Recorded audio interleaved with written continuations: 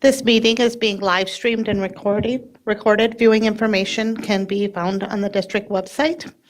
The meeting is now called to order. It is March 15th, 2023, and the time is 6:35 p.m. Our mission is to provide a safe and caring climate and culture in which we engage, inspire, educate, prepare, and empower all learners in partnership with their surrounding community to be successful in today's and tomorrow's society. Mr. Dorhold, can you please lead us in the Pledge of Allegiance? I pledge allegiance to the flag of the United States of America and to the republic for which it stands, one nation, under God, indivisible, with liberty and justice for all.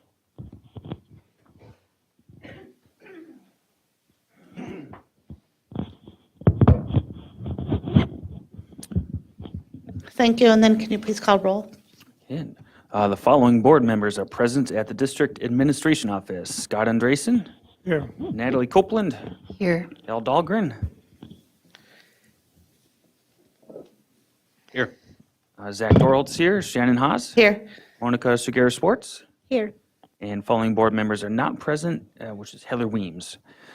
The following cabinet members and staff are present at the District Administration Office. Superintendent Dr. Lori Putnam, Assistant Superintendent of Secondary Education Kay Nelson, Assistant Superintendent of Elementary Education Dr. Mike Rivard, Executive Director of Community Education Adam Holm, Executive Director of Finance and Business Services Amy Scalrud, Executive Director of Operations Gary Ganji, Director of Innovation and Instructional Technology Ryan Cox, Media Technician Gordy Scott, Custodian site is Steve Hain. The following cabinet members and staff are virtually present. Director of Community Engagement and Communications Tammy DeLand, Director of Equity Services Ayan Omar, Executive Director of Human Resources and Labor Relations Tracy Flynn Bowe, Executive Director of Research, Assessments and Enrollment Don Roper, and Executive Assistant Jan McGuire. Thank you. And to approve tonight's Board of Education meeting agenda. So move. Do I have a second? I have a motion by Scott, a second by Zach. Zach, can you call roll again? Zach is a yes. Shannon Haas. Yes. Monica Sugar-Swartz. Yes. Scott Andresen. Yes. Natalie Copeland. Yes. Al Dahlgren. Yes. Then we have the consent agenda. The consent agenda consists of non-controversial items the board adopts routinely without debate. Any single member may remove an item from the consent agenda by requesting removal at the time the consent agenda is moved for an option. We have item A, approval of minutes from January 26, 2023, February 1st, 2023, and February 15th, 2023. Item B, we have approval of bills and other financial transactions in the grand total amount of $2,843,483.82. Item C, approval of personnel staff changes. Item D, acceptance of grant awards and donations. Item E, proposed revised board policy 214, out-of-state travel by school board members, third reading. And item F, proposed revised board policy 298, chair signature policy, third reading. Does any board member wish to remove an item from the consent agenda? Okay, then I'm looking for a motion to approve the consent agenda as read. So moved. Second. A motion by Natalie, a second by Scott. Zach, can you please call vote again? Shannon Haas. Yes. Monica Sugar-Swartz. Yes. Scott Andresen. Yes. Natalie Copeland. Yes. Al Dahlgren. Yes. Zach Dorholtz is a yes. Okay, moving on to information items. We have two of them tonight. First up is community education and basic education update presented by Adam Holm, Executive Director of Community Education. And he brought together a nice team here. Jennifer Noble, Supervisor of Community Education Program, and Caroline, and I'm Nerhus. Very close. Very close. Nerhus. Nerhus, Supervisor of Adult Basic Education. Thanks for joining us tonight. We're looking forward to your presentation. Okay, thank you, Chair Haas. Thank you, school board members. Thank you, Dr. Putnam, for having us here tonight. My name is Caroline Nerhus. I'm the Supervisor of Adult Basic Education. We are part of the Central Minnesota ABE Consortium. We span a very large geography, and students in St. Cloud make up about 60% of the whole population. And in the immediate St. Cloud area, we have 6 sites. Quarry View is our largest. The types of classes that we offer include ESL, GED, diploma, citizenship, and we also help people prep to enter college. We have an amazing staff. We rely heavily on volunteers, especially from RSVP. And every month I love to highlight a specific staff member who has done a great job with an orange plush frog. This slide represents how adult basic education is funded, and I'll just take 1 second to point out that most of our funding comes from student contact hours, and thankfully that has been on the rise since we took a dip during COVID. At Quarry View, we are an authorized Pearson VUE testing site, and so we offer over 200 plus tests to the community. This slide is just pictures of just a few of our GED graduates from last year. I've heard that many of you do like to attend our ceremony. This year's ceremony will be held on Wednesday, May 24th at 6 p.m. at Tech, and I hope to see you there. And in our youth enrichment classes, we have been busily forming new business partnerships in our community for our youth classes, such as with Air Max and a very popular Ninja Warrior class for kids, and partnering with the Children's Art Studio to build visual art skills. We're also working with several new vendors in the community along with our existing vendors, many of which work with a lot of the community educations across the state, offering sports and other recreation activities for kids. We also continue to offer camps and clinics and classes along with the summer activities programming through community education. In our adult enrichment programs, we were very happy to partner with our equity department to develop a series of language classes. We also have been collaborating with student services for several health and wellness classes for our community. And we also have been building our cooking category of classes with instructor Susie Carlson, who you will hear more from later this evening. In our Project Challenge programs, our themed dances are by far some of the most popular for our participants.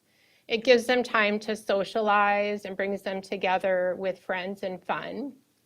Some of the other popular classes this past year have been our recreation type classes or games or activities. And the trips that we offer our Project Challenge participants allows them to see and experience different things that they might not normally have the opportunity to do. Our facilities team has hosted several major events. They've been busy coordinating various groups that rent our school facilities either during the weekends or the evening or after school hours. Our facilities team also works closely with our adult enrichment coordinator to run fitness programs for members of our community, such as our walking program, which is now at multiple school sites, and our open gym for youth and adults. Our open gym program recently was expanded to include pickleball, which is of course one of our most popular within a few short months. Our volunteer services team has been partnering with our community. We have active volunteers that has grown from 841 to 1,500, and we're busy engaging with our community partners, with our schools, such as the Foster Grandparent Program, AmeriCorps Retired Senior Volunteer Program, student volunteers, and more. And now we would like to share our 742 Together video with all of you. The reason I'm here is because I think that education I've seen it open up doors for people.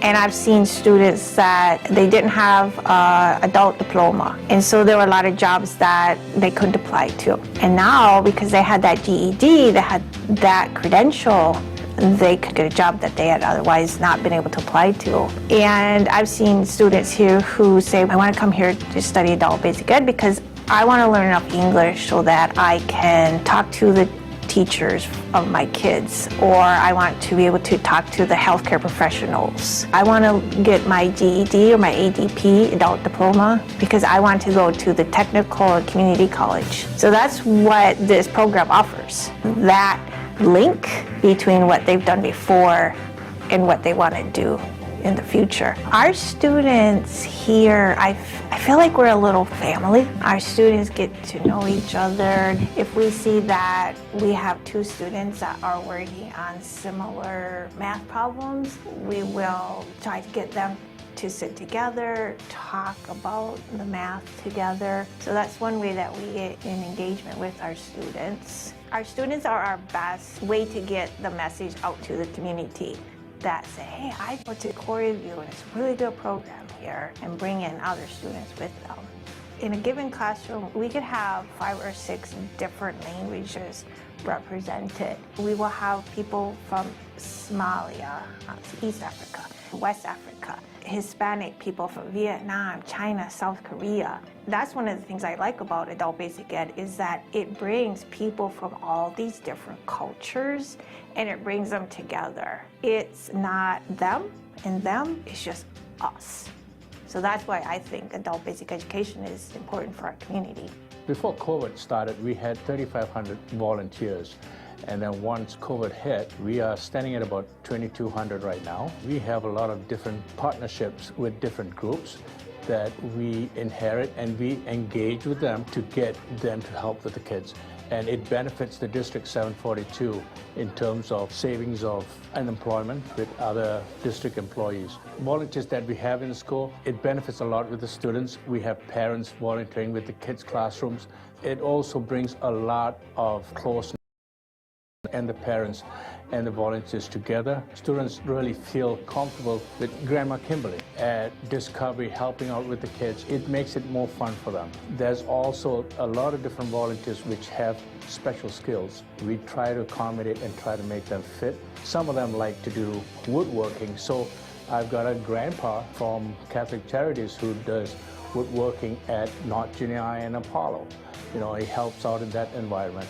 For One District, One Book for Shields, we had about 12 volunteers from RSVP, students from St. Cloud Tech, and then we had Crush girls basketball team that came out and helped. We had about 25 volunteers helping on that day. Our motto is District 742 Together.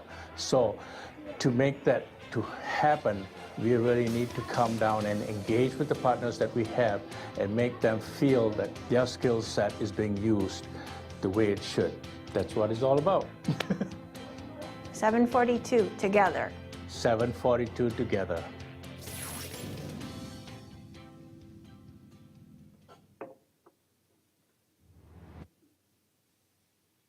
Okay, I would like to now introduce to everyone Susie Carlson, who is an adult basic education student and also an instructor for community education.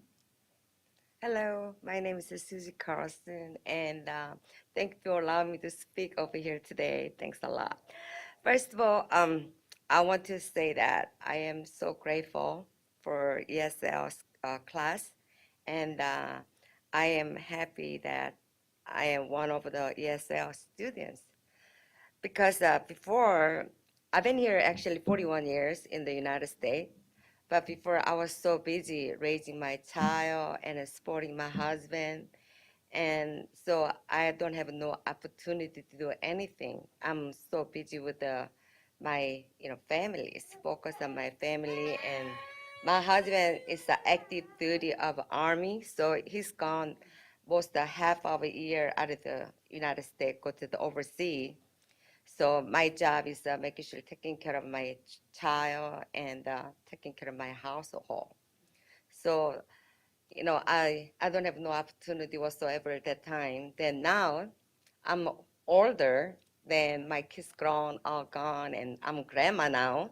And yeah, finally I got the time to, always I want to learn. I mean, and people tell me I speak pretty well, but when I come to writing, I am terrible speller.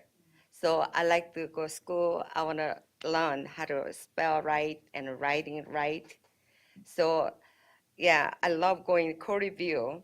That taught me very, very well because I'm getting better, writing better, and even I thought I speak very well, but it was not, really speak well at all. I still learning last grammar and all that. So I really thank you for all of the teacher helps me out, get me better. Then another thing, give me the opportunity to cooking in the Korean dishes, in the Korean cooking class. I am so enjoying showing people how to get it done, and we're having an awesome time together.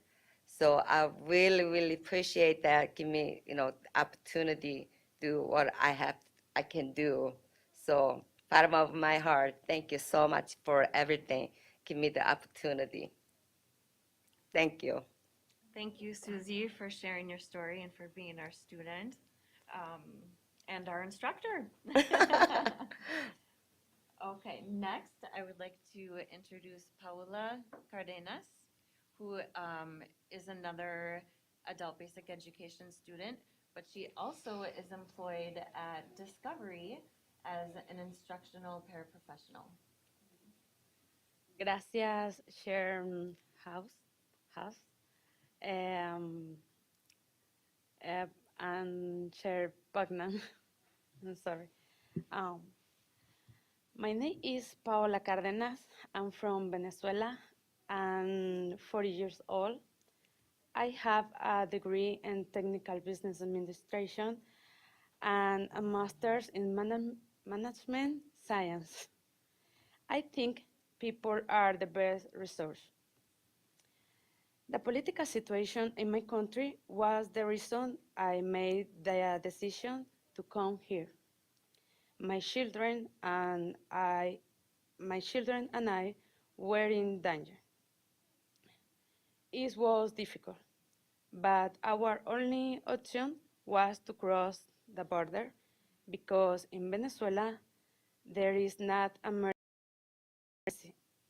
embassy. Then on November 24th, 2020, my two boys and I crossed the border. When we arrived here, my children knew some words in English, but I didn't know. I didn't know anything. Our first goal was to learn English. I started to work at Hands Across the World, a non-profit organization that is support for the Latin community. Then I began my journey. This organization was my connection to Mr. Adam Hall and Quarry View. Thanks to that connection and working in Discovery School right now as a bilingual paraprofessional. I'm happy about that. To work at Discovery School has been a new experience for me and the best ever in my life. I'm sorry. I don't know what the American dream is.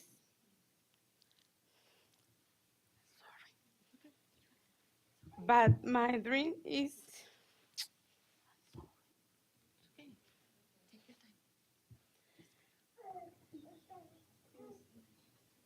my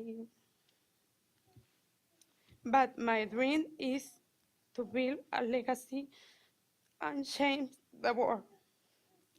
The best way to do it is by teaching our children. That's why today I want to work to get my license to teach and leave my legacy on this country that has given me a lot in just 2 years. Last year, my husband and I wrote a charter about family in this book, The Power of Love. In Spanish is El Poder del Amor. This year, I will collaborate and write charter for 2 more books. Today, I can say I love the United States because I built a great family. My 2 boys and 1 daughter, my husband. We are a dream team. My family is my biggest dream.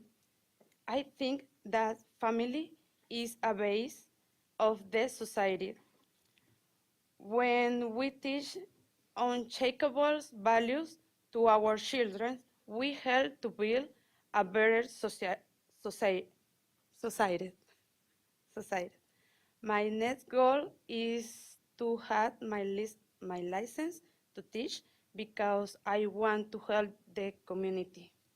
But I love the children and discovery. Thank you. Thank you so much, Paula. So that's our presentation this evening. Are there any questions? Well, I need you to pass that box of Kleenexes up here. Oh, my And I'm God. being sincere. Can you do that? Sorry. I'm sorry.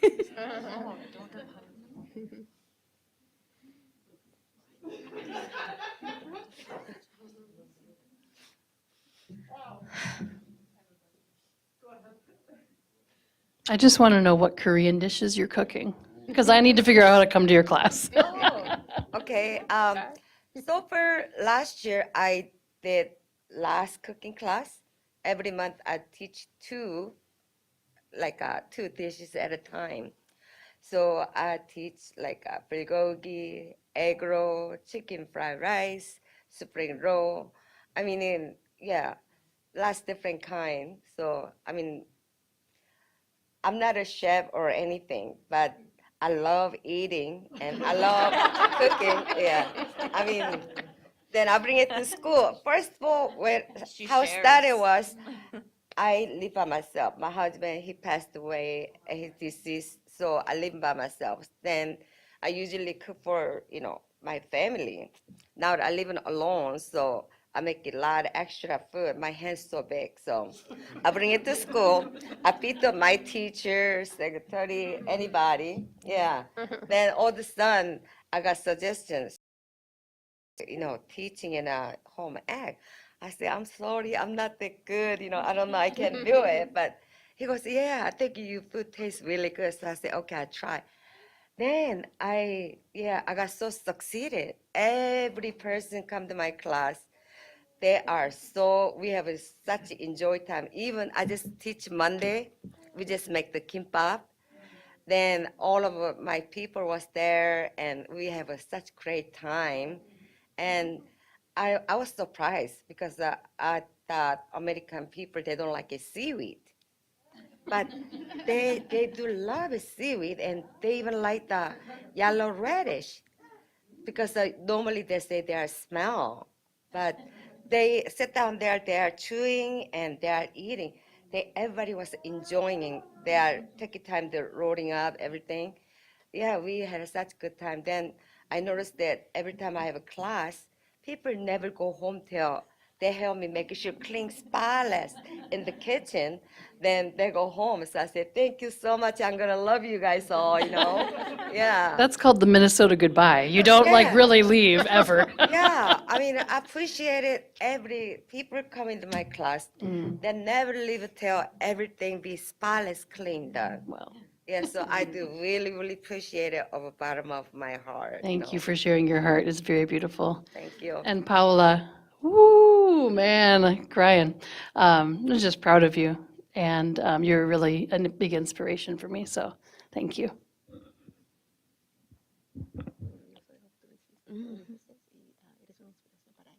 Oh, thank you.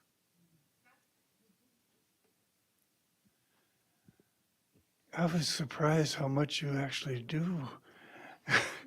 I mean, I served on your advisory committee for a couple of years, but wow, it's changed some. You're getting expanding. You're getting just so many different things. Tell me a little bit about the volunteer program. How does that work? Well, we have our volunteer specialist who works alongside our schools very closely to determine the needs of our schools, and then gathers all of the volunteer applications in our system.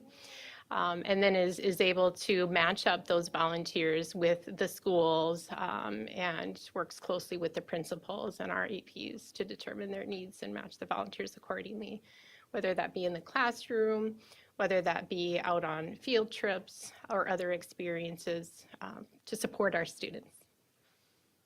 Do they still run background checks on volunteers? Yes. Who pays for it?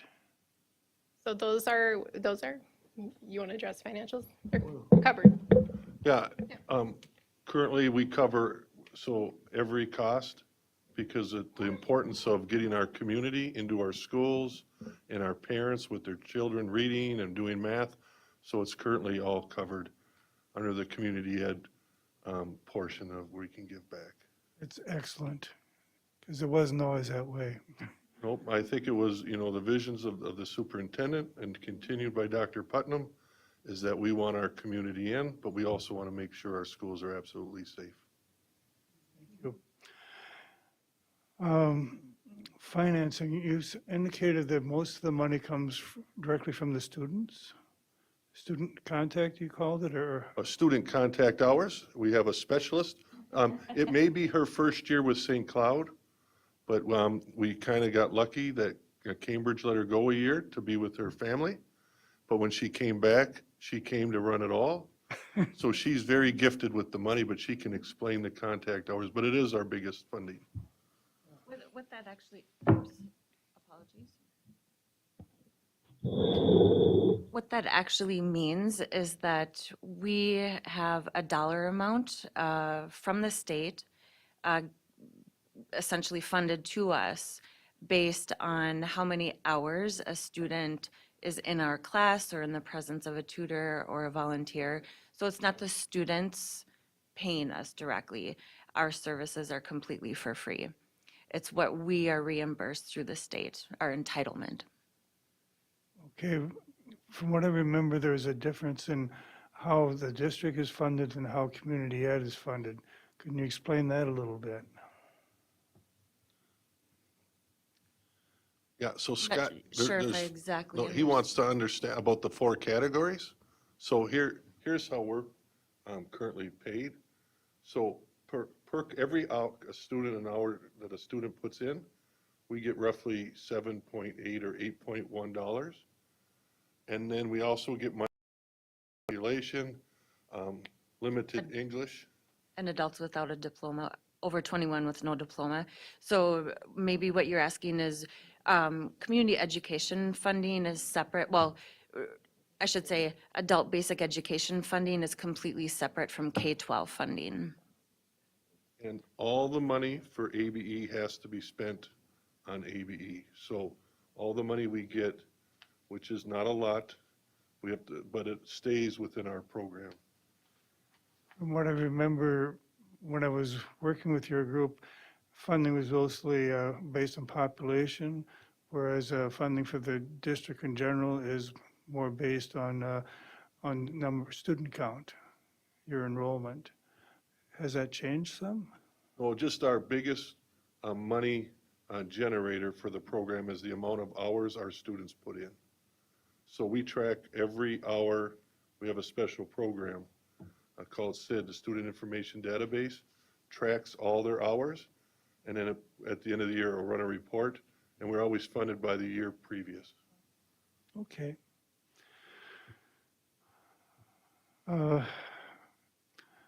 Renting a pickleball court, that sounds great. You ran them out at Kennedy. When did that start? So Kennedy, we received a request from the city to offer more opportunities. And then somebody reached out and said, could we do pickleball at Kennedy? And the adult coordinator said, absolutely. So we partnered with the school. We always ask permission. And they were more than welcome for us to put some lines down. And then we bought all the nets that we share with the school. So the school can use them all day. And then at night, we come in and use them. And it's Sunday, Monday, and Tuesday. There's open gym. It's like $2. And you can play pickleball, and there's all different levels. So like me, I'd be a beginner.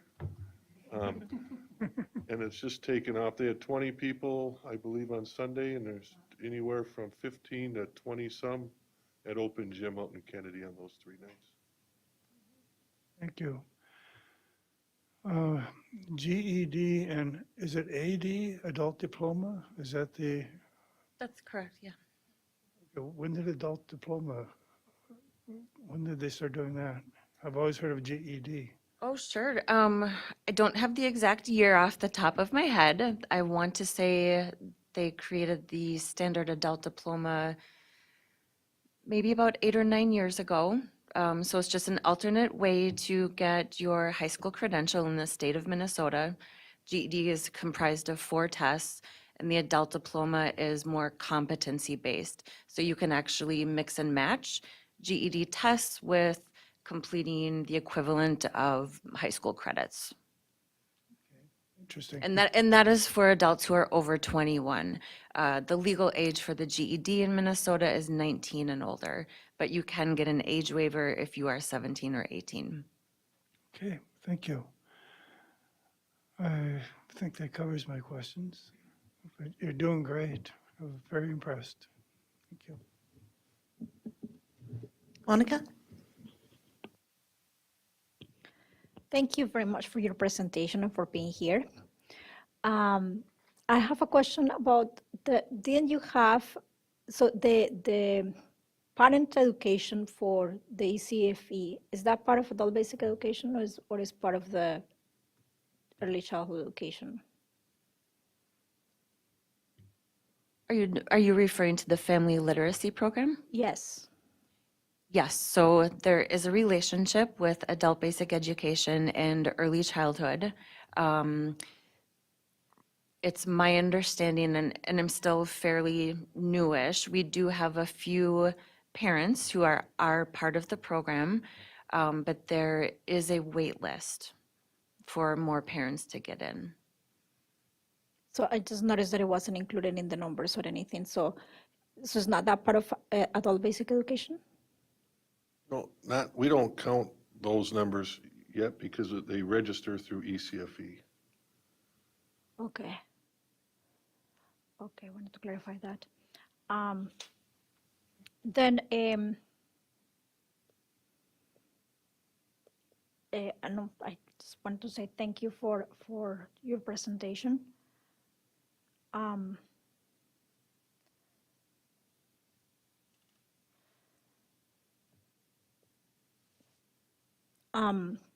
Didn't get the other numbers.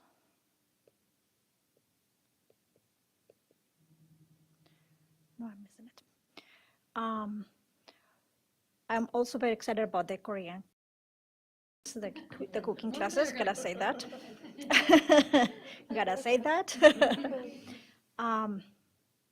Paola, muchas gracias por estar acá. Todo lo que has hecho en tu vida de verdad que necesita más ganas y más empeño y es más y da más miedo que estar aquí enfrente de nosotros en este micrófono. Así que muchas felicitaciones por venir y muchas gracias por compartir con nosotros. Thank you. Thank you, you are. Y pues algún día te sentarás acá. It's my another goal. Yeah.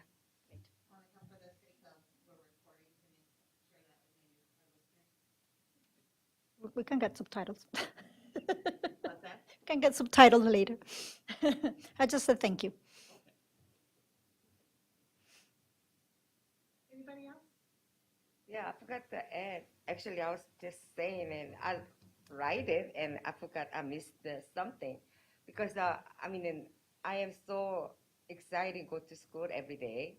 And here I am with a lot of different country people, they're, surround me. And I learn from them, and we learning together. It's so exciting and so joyful every day, you know. So I really, really appreciate it, ESL class we have. So, I mean, yeah, I really, really appreciate opportunities. So I'm getting better and learning, exciting, yeah. So thank you so much. Thank you guys for coming and sharing your stories and the presentation. As we transition, is it okay if one of our Kennedy students and I hand out a couple gifts to the board members? We would love that. Well, thank you. Thank you guys very much. They have to be less than $5. They seriously have to be less than $5.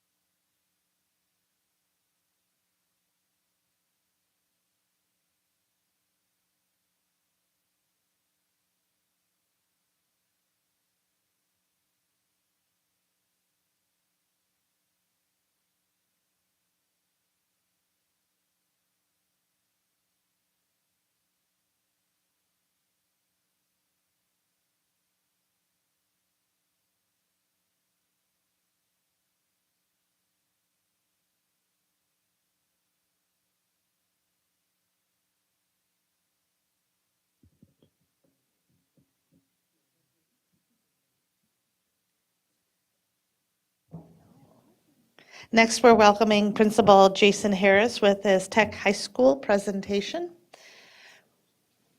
Welcome, Jason.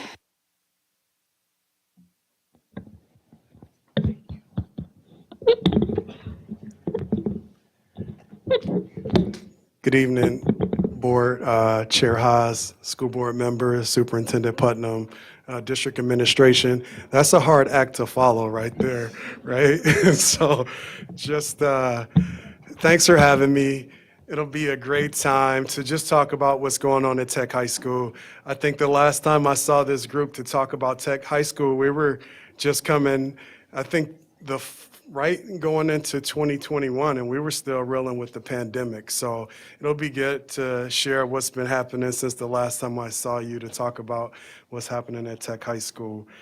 First, I want to give thanks to our stakeholders, our staff, our teachers, our students at Tech High School. I got a great community, my administrative team, and it's always, I'm here presenting on our community. I can't do this alone. And so I'll talk a little bit about that. One of the things specifically this year, each year we have a theme and a focus. And this year's focus is we grow better together. And you see where we started and we kicked off the year specifically around our great get-together as a system. And so you see us here. You see our students doing a little chant of magic around at a basketball game. I'll give a shout out right now. Our Tech Tigers are in the section finals against Alexandria, and whoever wins goes to state. So that'll be a big one. When I leave you all, I'll get on the stream and kind of watch that. So we grow better together.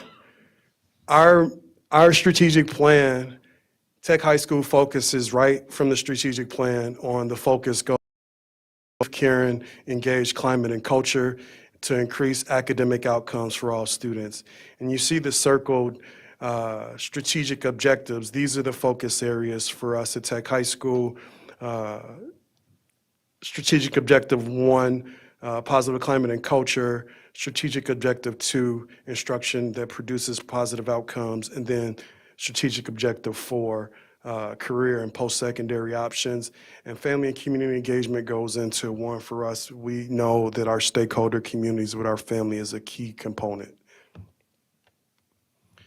Here's how it looks in the building. When you look at it from the system level, you see the strategic objectives. Here's how we make alignment happen at Tech High School. The focus areas are right in alignment. With that positive culture, we focus on building community, norms of collaboration, ensuring learning, and creating a safe, healthy, responsive learning environment, right line to the strategic mission and objectives. Here's the vision. Every student graduates high school having completed some work experience tied to career interests with some college credit. And so I always talk about this with students and families and staff. If you don't know where you're going to struggle. And so here's the vision for all the students, all the families, when they enter Tech High School. This is the vision of what we want and expect from our students. I'll share strategic objective 1, positive climate and culture for us looks like building community. We know you have to build community around positive relationships. So when you look at it, you see the dimensions of how we build positive relationships. If it's staff to student, staff to staff, student to student, staff to families, school to community.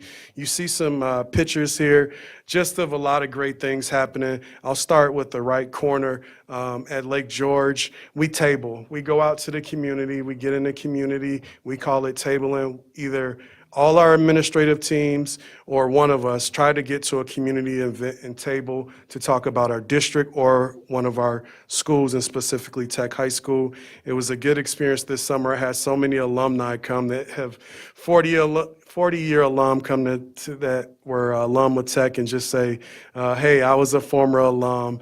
I want to share just a few things, and it's always good. You see the center picture where our students had a chili contest within our culinary arts class. Assistant Superintendent Nelson was there. She got a chance to take part in the students in the culinary art classes cooked chili. Staff came down to vote it. They always have something where you can come and get engaged in the class. I think last week they had cupcakes.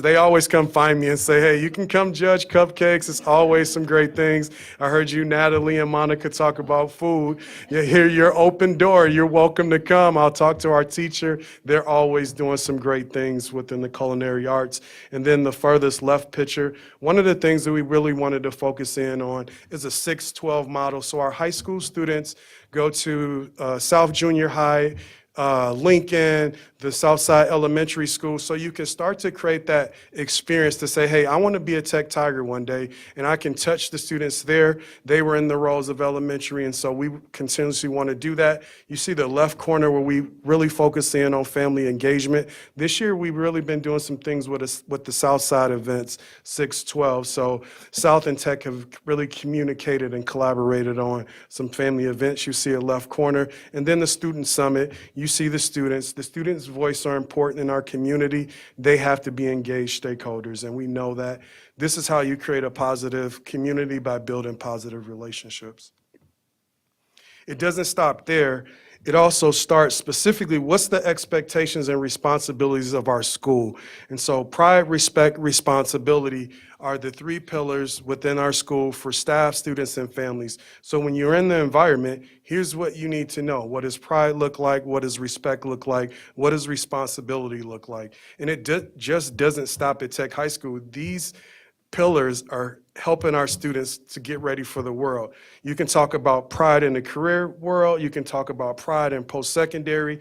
Just respect alone. How do I respect adults, individuals?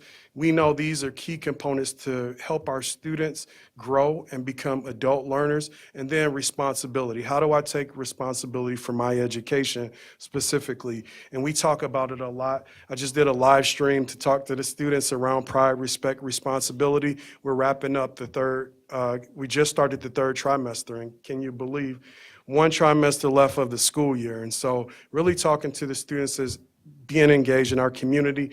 Nothing can happen unless you have norms of collaboration for all stakeholders. So all stakeholders, staff, students, families, and community members. Expectation, here's how we work together. One of the good things this year with the focus from Superintendent Putnam is how does staff, student voice be inclusive in the decision making? And we've done multiple things around that. I talked about the Student Summit. We have a community conversations once a month with our staff to really talk about how do we continuously improve our community, and then building relationships within the courses, teacher-student relationships, advisory, Tiger Time, and I-Time lessons. Advisory happens twice a week. It really focuses in on social emotional learning, college career readiness, really gets kids engaged on start to think about your future now in ninth grade so we can start to find out what your interests are, what you like specifically. Tiger Time was new this year. After the pandemic, we learned specifically students, staff need a break within the day. If I'm at school for 7 hours a day, think about if you have a student that's involved in multiple activities. I might not have time after school, so how can we've really found a way during the school day to build 30 minutes in. So Tiger Time looks like this. If I need to go over to Monica, if I need some help, she has time. If I don't need anything, I can have a study hall. If I just need to sit and chill, then I'm there. But the 30 minutes is really, we got good feedback to really help our students. iTime lessons are focused through BAR, where you focus in on social emotional and really preparing our kids for post-secondary options. You have some great pictures here. I'll start with the one on the right where you see former board member Bruce Mose. Once a month, we have our tech alum come and share the tradition with our students. And so you see it here. Students have open access during lunch to come and learn about tech tradition. You have the yearbooks. I even had a mom come a couple of weeks ago, and she was in there from 1991, and she pulled it out, and she said, I'm going to go find my picture. What great way to come and see, hey, I used to be at the old tech, but here's what's going on now. And so that really helps create that positive climate and culture within our communities. And then you see at the top left, initially, when school starts, we do a welcome for all ninth graders. What a great way to really welcome our ninth graders into high school. We do a whole day specifically with them. And then the left bottom is having our students involved. One of the things that I continue and I will make sure we implement student voice all the time. Our students need to be heard, involved in our communities, because we have some bright students and they're going to be the future leaders of our communities. And so how do we get them ready now? Here's a little data around that, around the climate. I highlighted the yellow areas. My teacher believes I can learn. When you look at agree and strongly agree, our teachers believe our students can learn. I have support of an adult at school I trust. When you look at agree and strongly agree, high numbers. At school, I have an opportunity to learn and grow. When you look at those areas, I know what's expected of me at school, and that's kind of going back to that pride, respect, responsibility, and at tech, somebody cares about me. So when you have a student coming into the environment and you hear it saying, hey, I have somebody that I trust, somebody that I could talk to, that only helps create academic outcomes for all kids. Here's a little data for our staff. At work, I have the opportunity to do what I like to do best every day. When you look at the numbers, I know what's expected of me at work. My coworkers are committed to doing quality work. I have someone at work I can trust. And so when you look at that, that all goes into creating a positive environment. These come from the 12 engagement strategies specifically on creating a positive climate and culture within a school. And so here's just a quick data on, I shared positive climate and culture. Here's some data just to back up what I just stated to you all. The second focus area is ensuring learning. How do we create student outcomes that are positive outcomes around academic achievement? This one starts here. If I know I have somebody at work that I can trust, I know what's expected of me every day, my coworkers are committed, it helps this when we work with our adult teams or our leadership teams, our PLTs, our departments, in the collaborative work. If we know what's expected of us, it creates that dynamic and environment around achievement, and then it creates the culture that we want to see within our schools. Thoughtful Classroom is our teacher effective framework. It really hones in on learning instructional practices in 10 domains to make sure all kids are learning at an effective rate. This year, we're focusing in as a system on domain 2, which focuses in on positive relationships, and domain 5, which focuses in on new learning for all students. The other area instruction that produces positive outcomes is ensuring learning. Our 4 critical questions, I always ask this for our teachers, our students, and our staff. Here's how we create outcomes in every content area. The 4 critical questions go. What should I know and be able to do for all students? How do I assess that they're learning it? And if they don't learn, how am I supporting them? And if they already get it, how do I support them? And so those are the questions our adult educators really work hard on to make sure we have a good opportunity to understand where we're going around academic achievement. And then you see the next bullet, it goes into our multi-tiered system of support when students don't get it or they might need more. And then we really have found some success with BAR and NSI, and then those student meetings to really talk about our students in an asset-based way. And so one of the things in those meetings is, what are you good at? What do you like? What are your strengths? And how do we build off those? We know if you tap into kids' interests and help them grow in it, they're going to have better success in the classroom. And then outside and for post-secondary options, you see it, the BAR model, build something extraordinary. When we look at the BAR program, we have BAR in 9th and 10th grade. Our first BAR cohort just graduated last year, and it was 97 students. In that 97, 89% of that 97 graduated in 4 years on time. So we found some things with BAR, specifically in big schools. When you have 1,500 students, how do you shrink that climate down to a smaller culture? We know if students have the same teachers, the same students, it shrinks that 1,500 down by grade level, and you can really get to know each student and build those holistic approaches around social emotional learning, academic achievement, and building off student strengths. And it all ties into high achievement for all academic and opportunity gaps based on race, ethnicity, culture, gender, identity. We're working on closing those. We know same student, same teachers, better results. When you look at it, here's a snapshot at the data. If students aren't at school, here's our attendance. We need them to be there engaged. When you look at it, you see it from the top. 9, 10, 11, 12 are the grades. 1, 2, 3, 4, 5, 6 are the periods per day. And then you look at the percentage. And this high percentage, even through the pandemic, our numbers have been high around daily attendance by period. And then here's some data from the first trimester grades. When you look at it from an A through F span, and this is all grades 9 through 12, we have an 84% pass rate. And so that's good. That's a good basis for us as we continue to focus in on academic achievement in this area. Here's where their engagement comes, where we talk to students a lot. And if I can have career post-secondary education options really to help enhance students around specific learning. And I'll just share today, we tested today, we had access testing and MCA testing for 11 graders. But one of the fantastic things today was I walked down to the gym and we had a job fair, right there. You had trucking companies, you had industry folks. They're giving our kids an opportunity to get involved, and what better way to get summer employment now, right? And so when I walked down, I was just amazed. If I had that opportunity when I was in high school where you could start to get a CDL and all these things at 18 years old, I may not went to 4-year college, right? And so I probably would save my parents some money. So it's really giving kids multiple options to really achieve at a high level. And so I'll start just in the left corner. You see our graduates, right? Last year graduation was, you all felt that energy in the room. In the top center portion, we've had multiple college fairs within our school community. You see our students there. We had 50 universities and colleges come in the fall, and we had a good representation of all our students. We had universities all the way from University of Wisconsin-Madison.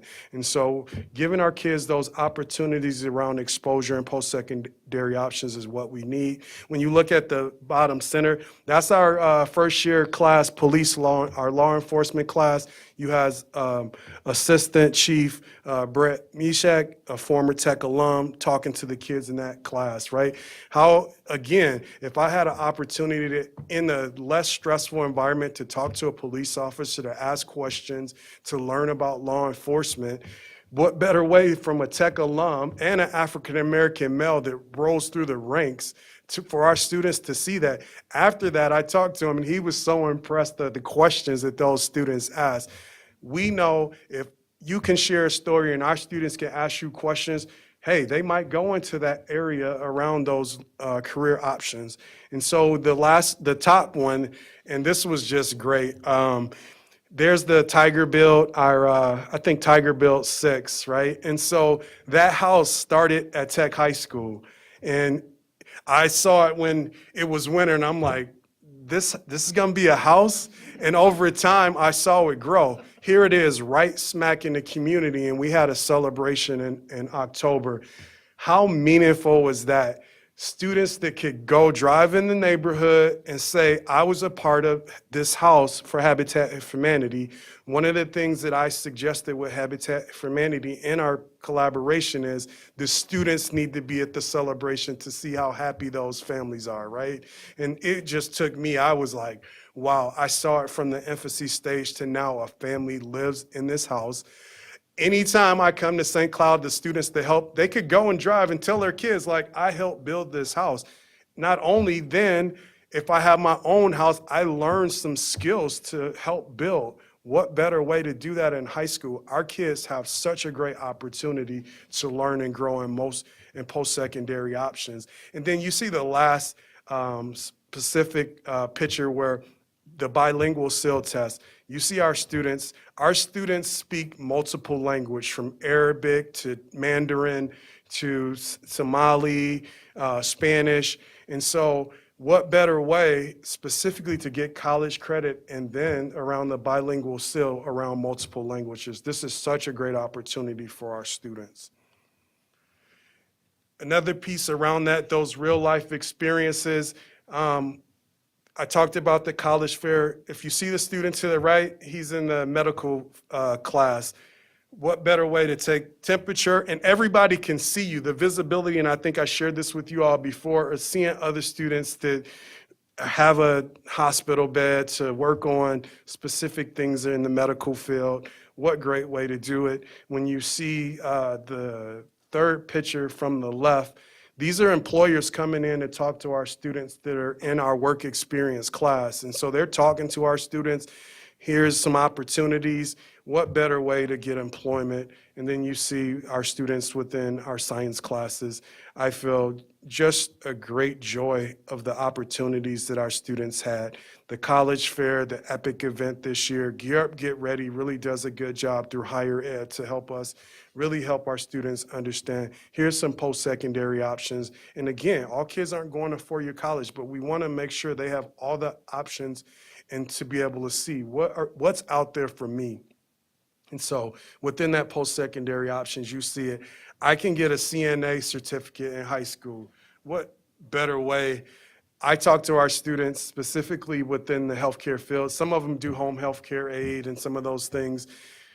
Here's where you can go and get more money by getting the certificate. And I talk to students all the time around that.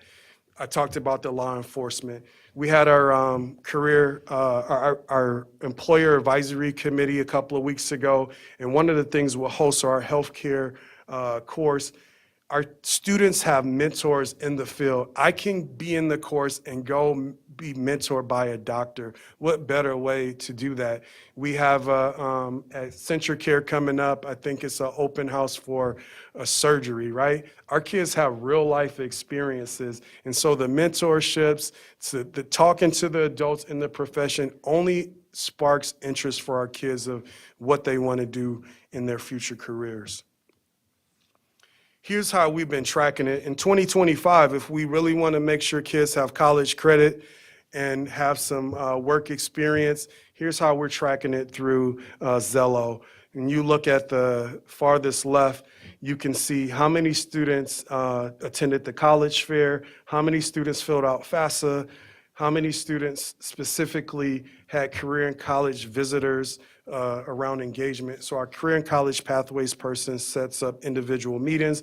We invite the universities in, and once we got over the pandemic, if you come in the middle of the day, last week we had the University of Minnesota. And within that week, we had our career folks, and our kids can talk and ask questions. What better way to help them grow and learn? And then we've been really looking at what students are involved in our CTE courses. That creates engagement, and it's going to help us get to that goal in 2025. Here's the results of it all. When you build that community, you ensure learning, you create norms of collaboration, you create post-secondary options. Here are the results.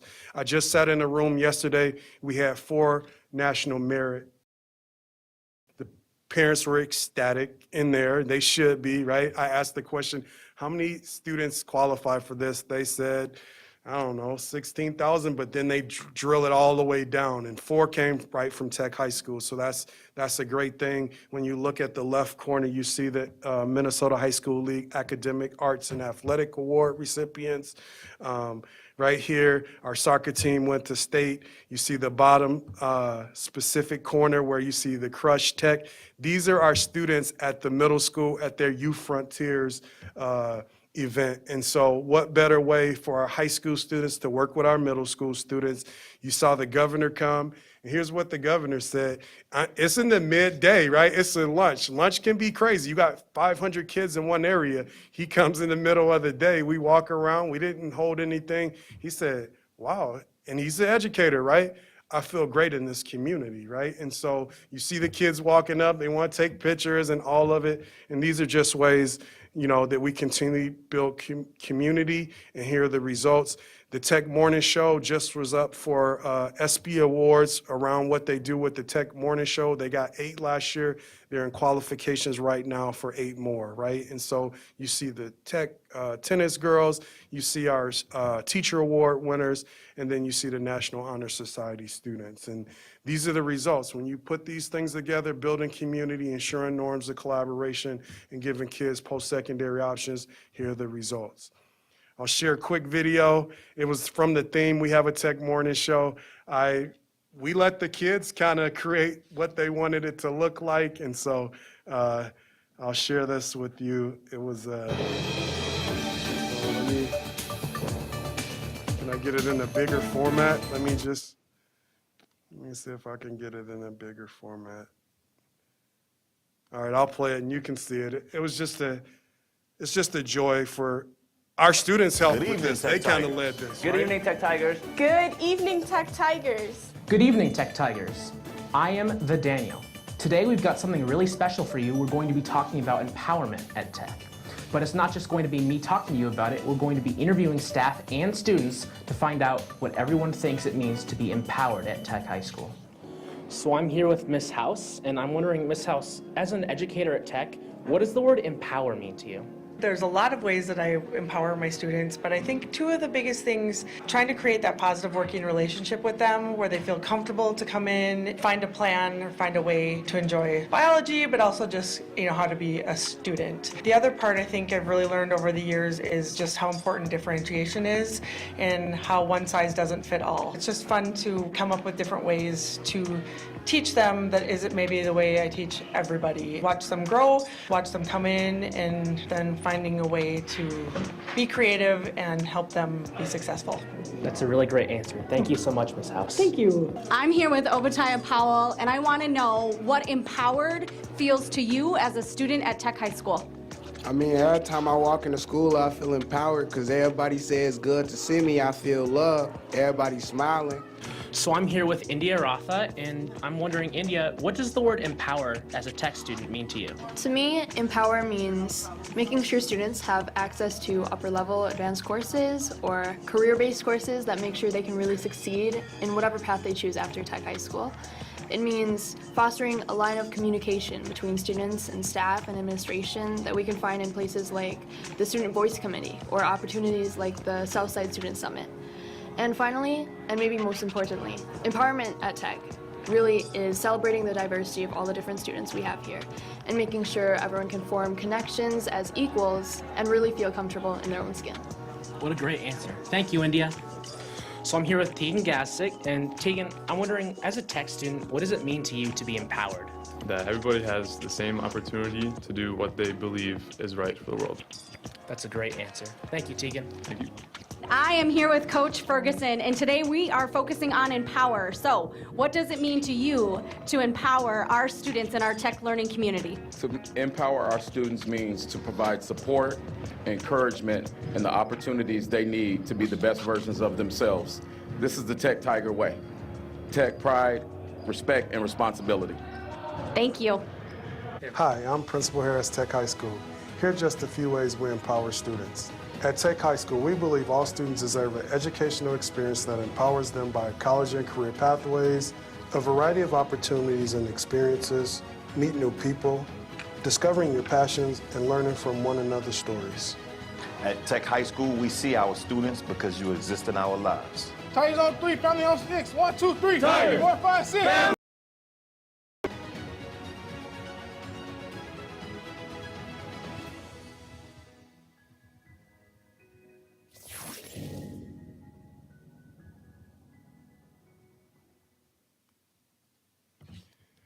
I also want to thank the communications department. Thank you, Tammy. It just wasn't our students, but it was a collaboration there. Questions? Monica? Thanks, Jason. That was lovely. I think that there is not a best way to show how wonderful your students are and how good the things you're doing are working when you see the possibility of seeing their creation. So kudos to you for bringing that video. I was appalled to see how well spoken they were, and how good, I don't know how much Tammy did, but how good this was put together. And I think that is wonderful that they have those opportunities. So thank you for that. I want you to talk a little bit more about I forgot the name. I didn't write it down. The BAR? BAR program. BAR program? Yeah. Yep. So the BAR program really focuses in, like I was stating, where you have a large school, 1,500 students.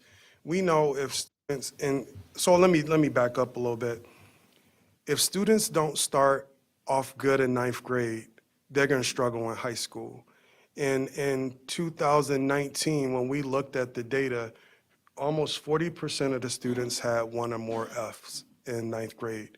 And so when we started to talk about programming, BAR was the program, building assets, reducing risk. And we know if students get off well in ninth grade, they're going to be more likely to do well all 4 years. In that time, since the last time I talked to you, we had some struggles with the pandemic. It was learning loss. And so we moved ninth and 10th grade to really support our students. And so the focus is specifically on building relationships, really focusing in on the whole child. Teachers collaborate to talk about their students. And so say 4 core teachers, math, science, social, have a core group of students. They have opportunities throughout the week multiple times to talk about students around achievement. BAR focuses in on 8 strategies.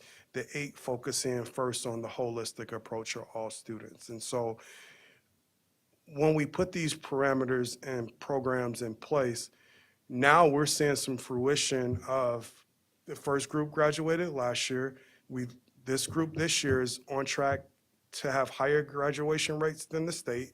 And so it really helps us to make a big school really down to a small school, and where I really get to know students, right? Where I could talk about you, know what you like, and you're not just the number, you're a name. I know your interests, and I think that helps. And so we're going to continue to grow in the BAR program.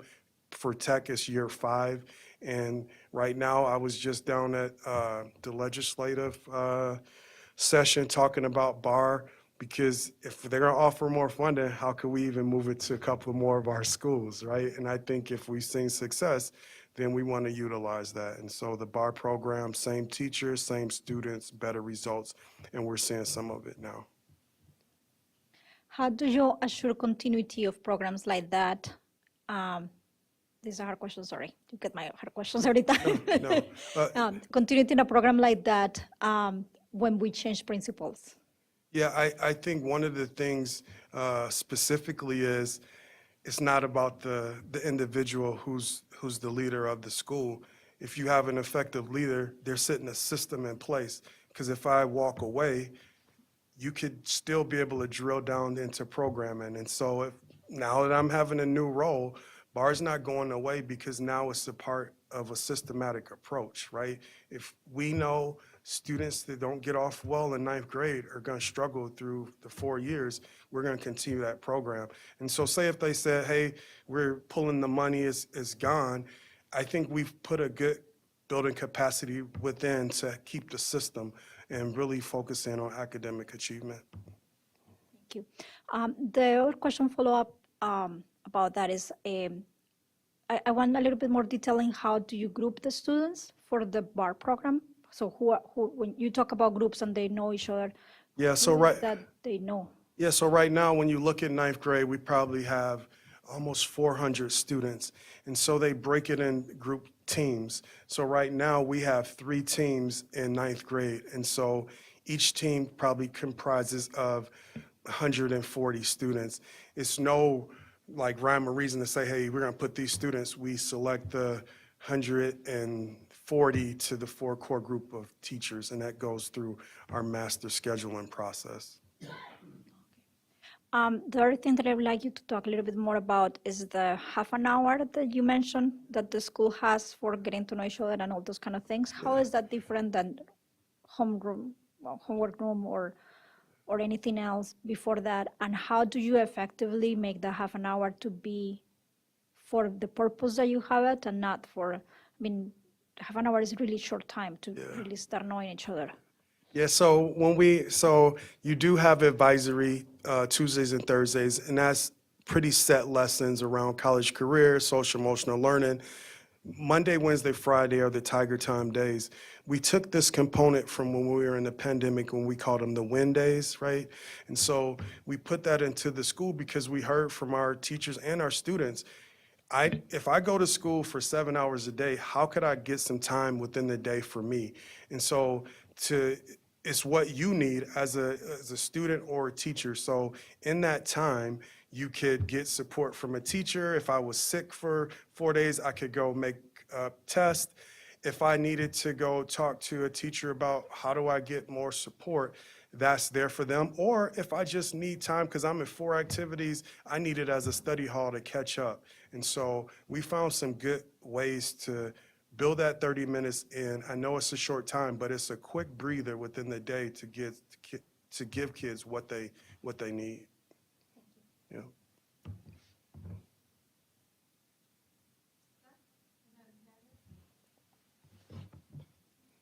Okay, I like going to Lake George.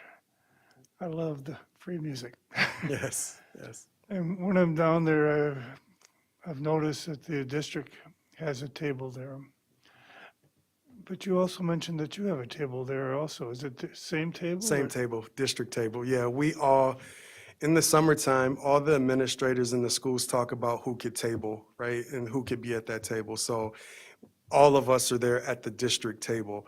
Now, sometimes we have other events that the district might not be there, but we're always representing the district at a table and event. And I'm with you, I like Lake George and the music. It's nice. You mentioned that you had students that visited other schools, kind of like going down to the junior highs or the elementaries. How does that work? So it's collaboration, right? Here's how you got to think about it. High school, all the kids that stay in our system in elementary, if they're on the south side, they're going to eventually come to Tech High School. If I can talk to a high school student and they can give me experience to just be there, it's going to help you along the way to say, hey, I want to be there. I want to do this. And we just work with the principals at the other schools to say, hey, or they call us to say, can you have your high school students come to lunch and be just visible, right? Or if we can have students to come read. Our students understand they have an obligation that because they have brothers and sisters, they were there before. And so they understand that it's their kind of obligation to give back, right? If we get our students really talking about being engaged in their communities, you have to go back and talk to the elementary kids because that was you one day. And I always ask, you got little brothers and sisters? Southside event. It might not impact you right now, But if you got brothers and sisters and we talk about the things we want to see in our community, they're going to benefit from it. And so we just talk to the principals or they call us to say, hey, let's come over. And it's been a great thing. It's been my experience that the older kid can learn just as much teaching the younger kid. Yes, yes, right? It's that partnership. It's being able to, I can touch you. I can ask you questions. And we feel that's a great way. I know that Dr. Putnam has pushed student voice a lot, and you've spoken about Student Summit. Tell me, what are these things? Well, I'll start with the student voice. And like I stated before, student engagement within your climate and culture, they have to be engaged stakeholders. If we're going to see any changes, the students have to be involved. And one of the things coming to high school, and I'll just share, this has been a highlight getting back to high school in my career, to really talk to students on what they want to see in their community. We meet with students every other week and on a variety of topics, right? And some real topics. I was in a government class and they were talking about bills. And some of the bills that they wanted to see was, maybe the group has heard it, we shouldn't be paying for parking within the parking lot, right? I agree. And so we started that conversation within the student groups, right? And so they have voice. And so when you empower students to have voice, it only helps create the community. And so then that sparked into us to the summit. We hosted the Minnesota High School League Summit in the fall, right? And so we said, hey, we should do that as a system. We can do that with our own students, and let's start 6-12. So you build your own community within your school, and then they feel valued because their voices are heard. And so now, when I have these conversations and I'm talking to students, they're involved. They want to be engaged because you're preparing them for the future now. These are your future leaders, and you have some sharp kids. Dr. Putnam can speak to it. She came over and talked to the kids. They're very attuned to what's going on, and then they get engaged. And you heard the student talk about India, all access and opportunity for high-level courses for all kids, right? And so when you talk about this with our students, that just engages them to be in stakeholders. And you saw our word, empower. How do you choose the students and what sort It's of? open, right? And so What's your format? Yeah, so every Wednesday during the Tiger Time, Okay. right? So that 30 minutes, and sometimes it goes over the 30 minutes because they have a lot of things, and they've been to talk to you, so you know this bunch can talk, right? A little bit because they care about their community. And so you have your leaders by election. So if it's NHS, student council, those leaders there, but then we open it up for everybody, for all students that want to take part in it. They do this through Schoology to say, all right, it's a student voice meeting next Wednesday. If you're interested, here are the topics, you can come. Dr. Putnam came and she had treats. We had more kids that day than we had in the past because of the treats, right? And some kids are like, they never come. And I was like, well, they're here and they're going to get a chance to talk. And so it's open. If you want to come, learn about the community, if you're not in a leadership role, what better way to talk to students to be involved? Okay. You seem to be talking about developing a student interest in college or career. Seems to me when I was in school, I didn't know what the heck I was interested in until I got to be a senior in college. Then I had to choose something. I mean, students often don't know what they're aiming at. Yeah, so that goes into some of the bar things, right? But starting in 9th grade, we understand if kids are exposed and explore to multiple options, you can find out what you like or what you don't like, right? It might not happen within the first year, second year, third year, and it might be senior year. I talk to all the seniors before they graduate, and here's the question: what's your plan? I have kids that say, hey, I'm going to 4-year college. I hear students say, hey, I'm taking a gap year. I just want to work. But I think talking to the students to get their perspective is only powerful to help them understand and find out what they like. If you create the opportunity and explore, I think students are going to find some success. Like you said, I didn't have half these opportunities. I could get a Serve Safe certificate through the culinary arts class. So if I'm 16 and I'm getting my first job, that's separating me from everybody else because I got a certificate. And so it's just exploring, giving them options, and they might not find out, but it's our opportunity, our jobs and opportunity to expose them to everything, right? And then help them grow on what they like. And so I think if we go into that format on an asset-based way, kids can find out what they like and through our course offerings to really get engaged. I remember when I was in ninth grade, they had a test that we took. I think it was called the strong interest test. The idea was when you didn't have a clue what you're interested in, turn that up. Do you have such a thing? So we have an interest inventory, right? So our students take an interest inventory within either advisory or within our college careers to really find out what do you like? What are your interests? What do you need? I was sitting in a language arts class and this professional writing class, and they were talking about those things. How do I write a resume? How do I write a cover letter for character, right? These are things that our students need to be exposed to that are going to be helping them out outside of school as well. So I just think we have to create the opportunities. Okay. You mentioned a whole bunch of abbreviations. What's an MTSS? So, sorry, in the educational world, we're always creating acronyms, right? So we're doing this for the public. Yes, and so your multi-tiered system of support, right? And that's what MTSS starts for. And it starts around those 4 critical questions. What do you want all students to know and be able to do? And that's for all kids. If they don't understand it, what supports do you have in place? How are you assessing them? And then if they already know it, how are you challenging them? And it works under that model. And so if Scott needs more support, we have a tiered system to support them around that academic achievement. And what's an NSI? So our NSI is our Bar Gates Foundation grant. And so I can't even think of the acronyms right now. Yeah, it falls around the Bar Gates NSI. Okay. In one of your slides, you had an outsider coming in telling about his occupation. That was a policeman, if I remember right. Yeah, the Assistant Chief Brett Mishak. How often does that happen? I've only been called on once to talk about my occupation, and that was in Melrose. And so if you want, I think it happens weekly. When I get an email from our HOSA healthcare career fields that when folks come in the building to talk about it, we're always trying to find our industry folks to come and share.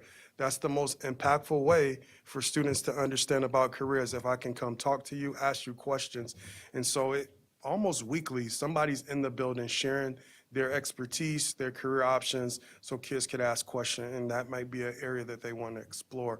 And so I'll circle back and let's follow up. If you want to take that opportunity to share, I think we do have students that learn from those situations and areas of career expertise. Okay.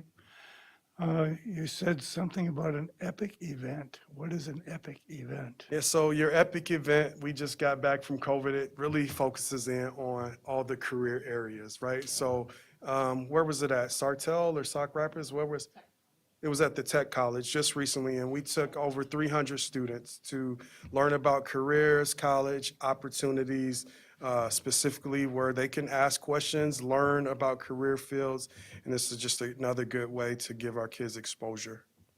Okay, I was there, but not with students. It was for teachers, faculty, whatever.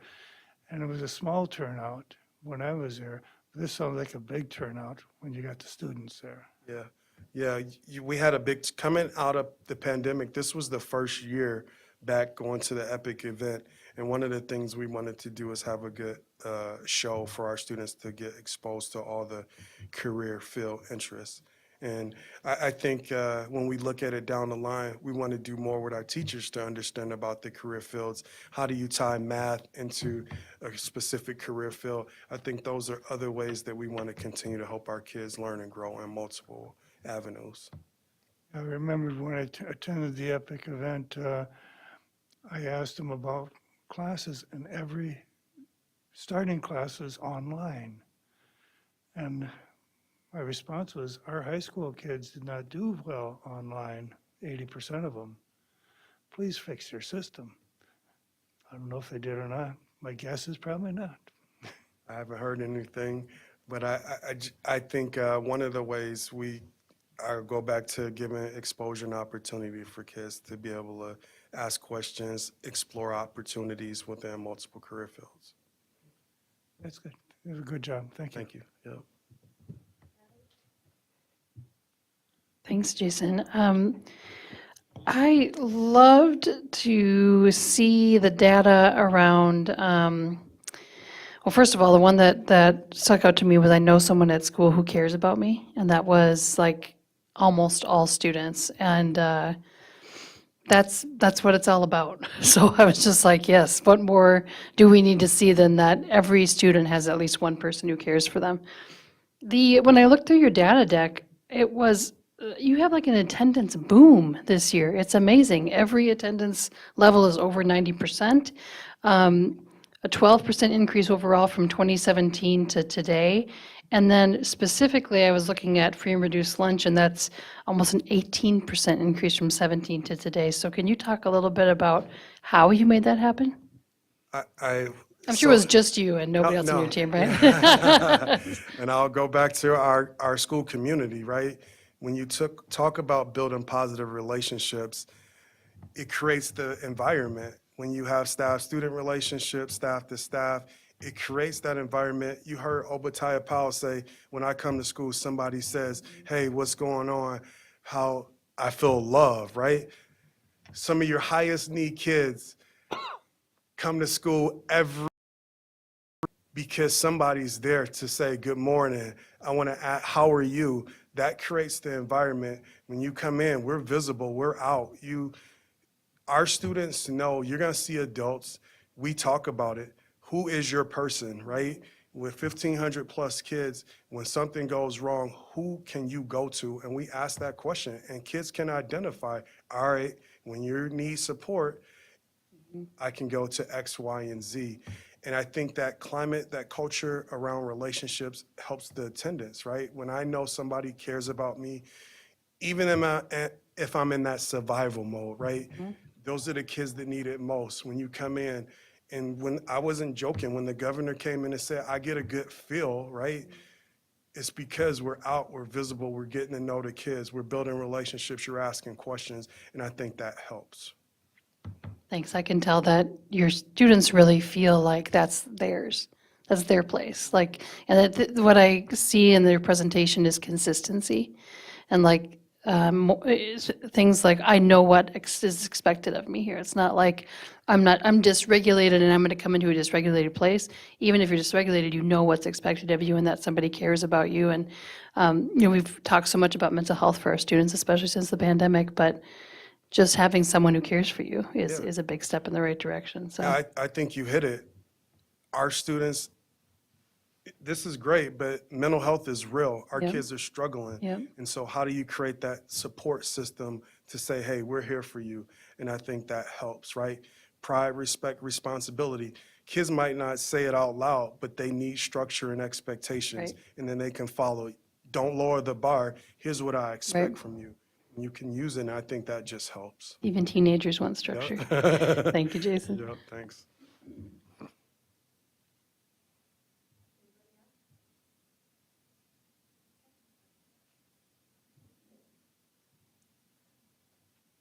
I get to wrap it up. Principal Harris, or shall we say Dr. Harris? We can congratulate Jason because he earned his doctorate today. Thank you. Thank you. And I know Jason loves public acclaim, so I'm sure that's going to go over really well. Some just came in, they were like, you need to stop being so humble, right? And that's, I'll fly below the radar and let the work speak for itself. I know you always do. And I just want to say thank you as you're wrapping up. How many years? 3 years? 4 years? This is year three, and, Year three. and it's been a highlight. I shared with the cabinet when I presented to them. I started my career in middle school, and then I went to high school, and my first administrative job was in high school. then I was like, the high school kids, they're already off on their lane, right? They're pretty stuck. And then I went back to middle school, and then a couple little birdies said, hey, you might want this opportunity at high school. And I thought about it, and at this time of my career, it's been the best opportunity. We got great staff, great students, and I fell back in love with high school. You've done an incredible job, and it shows in not only this presentation, but every day, from my own kids to the almost 1,600 that you serve. And the only way I could be okay with you leaving is with seeing that you will have a greater impact on our system. So thank you for that, and thank you for the work you've done. Yeah, thank you. Thanks. Thank you. Thanks. Okay, next we're moving on to, we have one action item tonight. We're going to need to set a date for the District 742 retiree recognition, and Dr. Mike Rivard, Assistant Superintendent of Elementary Education, is going to help do us.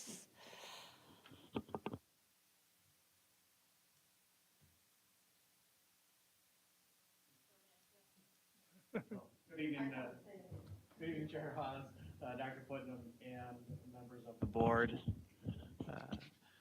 We are putting up for a recommendation of Tuesday, June 6th, for our school board and administration to recognize this year's retirees from District 742. We're proposing that the event be at Tech High School. The program is called Sailing into Retirement, and we'll begin with the social at 6 p.m., followed by a program at 6:30. This is an annual event where we celebrate the collective years of service and commitment of our retiring staff throughout the district. We expect more information will follow on our website. So we put that out as a recommendation from a lot of work from Mrs. DeLand and the communication department as we work in preparing for this culminating event for our retirees. Okay. 6 p.m. At Tech High School, you said? That's correct. Okay. Al? Did you- I have a question as to the venue. We have two schools, and we have been using tech pretty consistently. Would it not make sense to rotate it from school to school? I mean, Apollo, we've had them at Apollo in the Commons area, or not the Commons, but in the in the what? In the media center, or yes, in the media center. But I just, the last few years it's been at Tech, and I just think that it would be good to give each of our schools an opportunity. Just a thought. Al, I can take that one. I think Tammy and I discussed that at length because our intention is to alternate back and forth, but we need every day that we can as we do our HVAC systems and construction. So we plan to begin this right as soon as school is out. We aren't even hosting any summer school there, which we usually do. But as soon as that's done, we'll get right back there.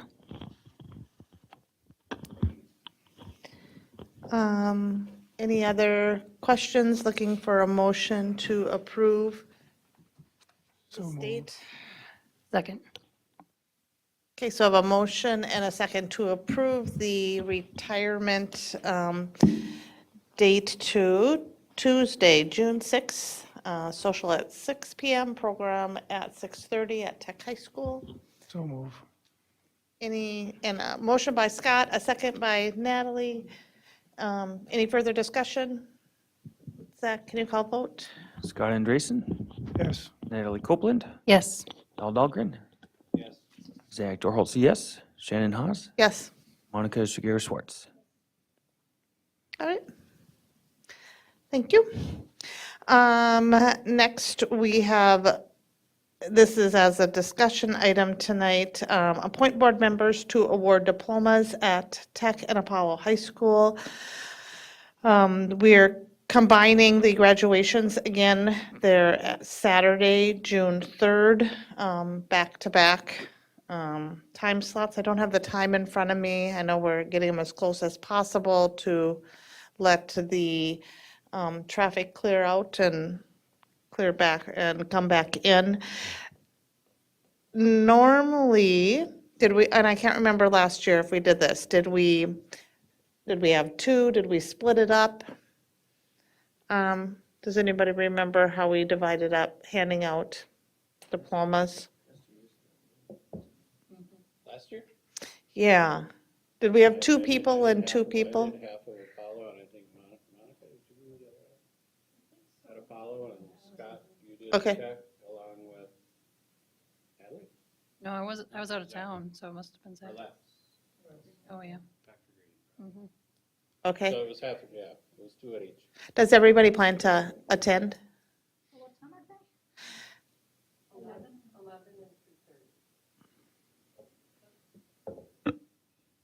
Okay. Yeah, and I don't know that we need to formally vote or adopt on that. But we want to make sure everybody who's interested in doing that gets a chance to participate. We're not locked into just two people. Natalie? I was just going to ask if I could hand it out at Apollo to my son, who's graduating. Well, absolutely. No, Monica most no. Even if you're not in that letter group, we've always, just pay attention to jumping in. So, Thanks. yeah, not a problem. So does anybody, Natalie, I'm assuming that you'd love to hand out friends? And so, to join in on the Apollo, so anybody else have a preference to helping out, would like to? Scott, you'll be there for the whole day? Yeah, I'll be there all day. Okay. Okay. And so I don't think, is there, on the graduation book, I don't think it's recognized for members or anything on there, do you? So this is just a formality discussion that we'll for sure let Natalie do Apollo. Anybody else have any? Yeah. Yeah. But not right at the event. Okay, so does anybody else want to? Yeah. I think it was a backup plan. So, so if Natalie does Apollo, who else would like to do Apollo? can. Scott? Okay. And then what about tech? Remember, Heather isn't here. She would probably like to do tech, I would think. Let's give her, because her boys are over there. We'll put her down for that. And anybody else want to do tech? Monica? Okay. And then other people can just be backups, just in case somebody can't make it. So we have Scott and Natalie, you'll do Apollo, and Heather and Monica will do tech, and we'll be backups. Sound good?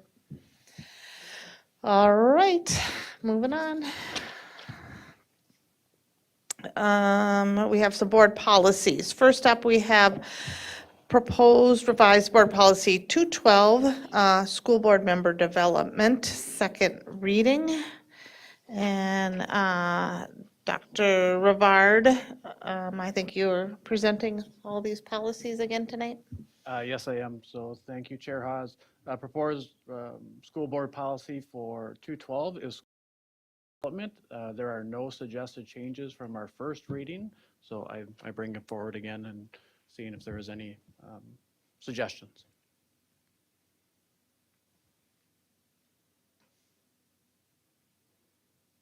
Good. Sounds good. We want to roll into the next one, which is the second reading for the repeal of Board Policy 213.2, School Board Liaison Procedure. Thank you again, Chair Haas. So there was one question that came out of the board during the last board meeting about reviewing for any reference, there being anything found from this board policy and any of our other board policies. There is none that's directly related to the liaison part of the procedures, specifically looking at board policy 213 and 213.1. There is, moving forward on repealing of this policy, doesn't impact board policy 213 or 213.1. Any questions? All right. Zach, that I'm going to consult your expertise here, hopefully. We have a discussion item for joint purchasing contract award Apollo Stadium scoreboard, excuse me. But I'm thinking that we might want this to be an action item. No? No, it's an action. It's an action item. It needs to be, So, yeah, it needs to be approved to get ordered in time.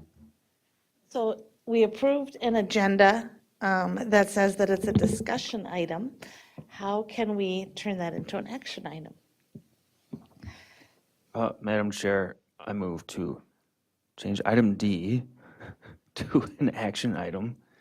And we don't have what usually, like, action item would be equivalent to new business, right? I mean, and then depending on the item action, I mean, if this is this outside of the budget? No, I don't believe so, no. Okay, then it's just fine. It would normally be put on as a consent agenda, but Correct. just because it ties in with the Apollo Stadium improvements that we've discussed publicly, and the board has had discussion about, we wanted to make sure to kind of bring it forward in a more public and transparent way. So it would normally be a consent action item. Okay, so you're gonna, Amy Scalary, Executive Director of Finance and Business Services, is going to present this tonight, but we are looking to formally approve this. So you moved? Is that what you did? That we Well, once changed I it did- to a, I mean, we can, just move it to an action item. I think you said D, but it's actually Yeah, E. E, I'm sorry. Okay, so shall we go through that formality then? Okay, we've got a motion. Do I have a second to move item E from discussion to action? Second. We have a motion by Zach, a second by Natalie. Zach, can you please call roll? Monica Shigeru-Schwartz? Yes. Scott Andresen? Yes. Natalie Copeland? Yes. Al Dahlgren? Yes. Zach Dorholz, yes. And Shannon Haas? Yes. Okay, thank you. And go ahead, Amy. Okay, good evening, Chair Haas, Superintendent Putnam, members of the board. So previously, the school board approved the funding for stadium improvements at Apollo this coming summer, which includes track replacement, adding turf, some additional lighting. And then as part of that budget, the scoreboard was listed as a potential if there were funds remaining. And so at the time that the initial authority was approved, we weren't 100% sure if that was going to be something that we could move forward with. And so that's why we just want to bring it back to make sure that the board's aware that we are now moving forward with that. Those bids did come in favorably on the other items. There is a shortfall of approximately $125,000 that isn't in that the school is currently doing sponsorship and advertising campaigns for. To date, we've received funds of about $20,000 of that, have verbal commitments. A lot of organizations who are in the process of bringing that to their boards for consideration and approval, and the school feels confident that they will raise that amount. Any funding not covered would be covered by reductions in future budgets for Apollo. So just want to make sure that we're not asking the board for any additional spending authority for that. As far as what is being purchased, we started out looking at what we have at the Tech Stadium as our starting point, knowing that the intention of the authorization of funding was really to create two equitable facilities. In the end, after doing some comparisons, we've actually decided to go with a different company for a number of reasons. The two main reasons being price. So for the same price as the product that we have at Tech, the scoreboard at Apollo, which is a Daktronics scoreboard, comes with a truss on the top that has the school name, as well as a sound system. And then the other main consideration is the annual license fee. So the product at Tech does charge us a $5,000 license fee annually, which as we start to go year over year starts to add up. And the Daktronics product does not have that same requirement. So those are the two main considerations. A lot of districts, the vast majority of districts in the state who have moved to a video scoreboard have gone with the Daktronics product, including Monticello, Egan, Apple Valley, Shakopee, West Tonka. There's a whole long list. So we're very comfortable with the product. That's the recommendation coming from the building, and administration is supporting that. And I do have an image that we can show so that you can see sort of what that will look like. So that will be, scroll down. So that will be the finished product. So that center box in the middle with the A is actually the sound system. So the sound projects from there, from the scoreboard out to the stadium. And then the letters, the Apollo Eagles, are actually lit. So you'll actually be able to see those, as you're driving down Highway 15. So again, technically the action item is approving the joint purchasing contract award, approving the purchase, because the purchase itself, while it's in budget that the board established and has authorized as part of the improvements, the actual purchase is over the statutory threshold for needing board approval, and a bid or quote, it's off of a joint purchasing contract as opposed to a bid, but that's why it's here in front of you for approval. Is the scoreboard replacing in the same spot that the scoreboard is now? Yes, so it will go in the same spot. I have no idea. That is some fictitious school that the Daktronics rep probably pulled from their stock graphics. So I didn't even notice that. Clearly, it's not anyone in our conference, so some sort of a bulldog, maybe? I don't know.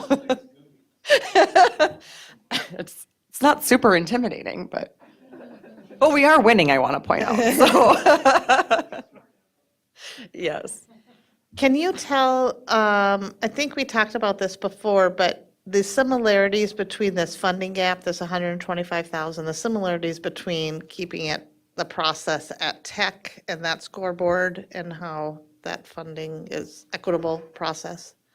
You know what I'm talking about? Yeah, so the vast majority of the scoreboard at Tech was clearly purchased with bond proceeds.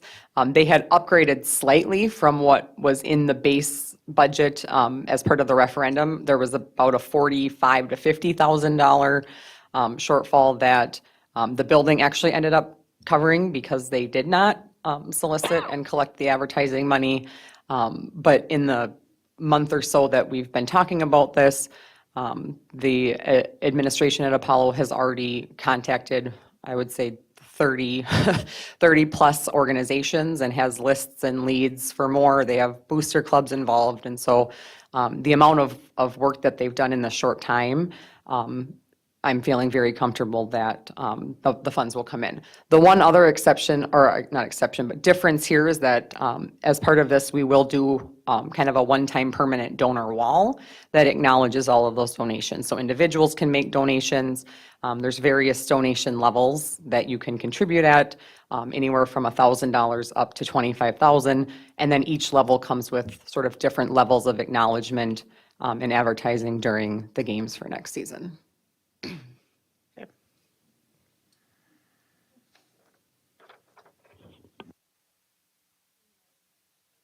Any other questions? Otherwise, looking for a motion to, what am I saying here? A motion to approve the joint purchasing contract award. I would move to approve the joint purchasing contract award for the Apollo Stadium scoreboard. Second. Okay, I have a motion by Al, a second by Scott. Any further discussion? Zach, can you please call the roll? I can. Scott Andresen, Yes. Natalie Copeland, Yes. Al Dahlgren, Yes. Zach Dorholtz, yes. Shannon Haas, Yes. and Monica Segar-Schwartz. Yes. Thank you, Amy. Next, we're moving on to our reports. We have the superintendent's report presented by our superintendent, Lori Putnam. Good evening, Chair Haas, members of the board. Tonight, I just want to share a little bit about the ways that, as an administration, we've been connecting with community over the last month. Today, Dr. Rivard and I went to the Capitol with Region 6 of MASA, which is the Superintendents and District Administrators Professional Organization. And we met with a variety of legislators. We brought the resolution that the board had approved down with us and handed that out. And our primary advocacies were, of course, to close the special education cross-subsidy completely, to close that EL cross-subsidy, and to do what they can to support teacher recruitment and retention and non-licensed recruitment and retention. We know that both pools are incredibly important for us. We also spent a little bit of time talking about some other fiscal items that would impact our school district, such as family leave, unemployment insurance, the changes to some of the pension for the Tier 2 and Tier 3 teachers, which we know is supported by Ed Minnesota, as we seek to incentivize our teachers to stay with us and to move to full licensure and to be able to be participants fully in the benefits of that profession. So we got to do that. And next week, Donna Roper and Jason Harris will be going down as well. You heard Jason Harris say that he had just been testifying for BAR, and they were instrumental in helping move that forward. So we're really grateful there. Our listening sessions continue. We have a superintendent drop-in conversation for coffee or tea on Friday at 9, I believe it is, here at the district administrative office. And certainly our community is welcome and encouraged to attend. We also have several school listening sessions this week. We have Catherine Johnson. We have Rec Roosevelt on Thursday, and we have Lincoln on Friday. McKinley is next week, so a very busy time there. And our superintendent's cabinet comes with us or joins that school community, and so that's a really fun opportunity to connect with staff. I met with SCSU, Dean of Education this week, and we'll meet with Dr. Wacker next week just to talk about ways that we can continue to build our teacher workforce, especially in the areas of special education and early childhood, and continue to connect with or seek to connect with SCTCC and CSBSJU because they are also vital partners to us in that work. And finally, I had the opportunity to present to Rotary a meeting ago, just to be able to share the great things that are happening in our district, kind of give an update on our strategic plan and share the amazing opportunities that our students have and the great outcomes that we saw, some of which Jason presented today, so that our community really can have the opportunity to understand who 742 is as a district. And they were really excited to see some of the ways that we've changed and enlightened to know that 73% of our kindergartners this year receive free and reduced lunch. We are a continually changing community, and it was a very well-received opportunity. So want to thank all of those folks who are either out lobbying or who are partners in communication. And that is the conclusion of my report. Thank you. Then moving on to Board of Education Standing Committee reports. Natalie Copeland, hoping you can do 2 of them today. Achievement and Integration Equity Committee, as well as Personnel and Negotiations Committee. Thank you, Chair Haas. I'll start off with personnel. We met on Tuesday, and we talked about 3 things. One was the assistant superintendent contracts for 23-24. The administration will be presenting draft contracts for the 2 new assistant superintendents following a wage study to be conducted by a third-party consultant. The second item was about non-licensed wage study and executive staff compensation review. So as a district, we have engaged the Gallagher firm, a human resources and compensation consulting firm, to conduct a wage study of our non-licensed staff compensation. And they will also conduct a review of executive compensation based on comparative data from similar districts and provide a report and recommendations to the superintendent to support wage placement for the new assistant superintendents and other wage adjustments for existing executives as may be indicated by the study. Finally, number 3, update on restructuring and administrative placements for 23-24. The administration provided an update on the administrative restructuring process, principal search process, and probationary principal evaluation. And the next day, today, we had the Achievement Integration and Equity meeting, and we discussed a couple things. One was the American Indian Board response. Ayan Omar led us through that. And we collaborated with her to talk about the draft of the American Indian Non-Concurrence Board letter to MDE, Minnesota Department of Education. And this will be brought forth to y'all at the next board meeting in April for your review and your feedback, and then we will be bringing it for approval in mid-April. So we will meet that 60-day requirement that we talked about last meeting. We talked also about upcoming meeting topics, and then also that we are changing the time of our meeting on April 19th to 2 p.m. And there ends my reports. Thank you. And then Board of Finance and Audit Committee Chair Al Dahlgren. I will give my Ides of March report. We talked about 3 different things at our meeting on March 13th, last Monday. The first one I'm not going to go into in detail because Amy did. It's the scoreboard at Apollo. The second thing that we discussed on our agenda was 2023-2024 event ticket prices. Our current event ticket prices are $6 for adults and $4 for students. We and surrounding districts have been discussing increasing event ticket prices for a few years, and many metro districts already have increased their prices to $7 and $5. As we move to more online payments or online ticket payments, those online ticket payment processors all have fees that they charge us, and that change, or going up $1, would help to cover some of those fees. But then our committee discussion evolved into a few other things, a few other discussions related to this. And one of them was when we went back to, and we've discussed this at the board level before, but we went back to a discussion about parents whose students qualify for free and reduced lunch, and if there should be some type of a program in place so that those parents, if they cannot afford to come to games, if they should be able to attend games. That was one of the discussions, and there was a discussion around District 742 staff members, whether it should continue to get into events for free or not. And so our conversation got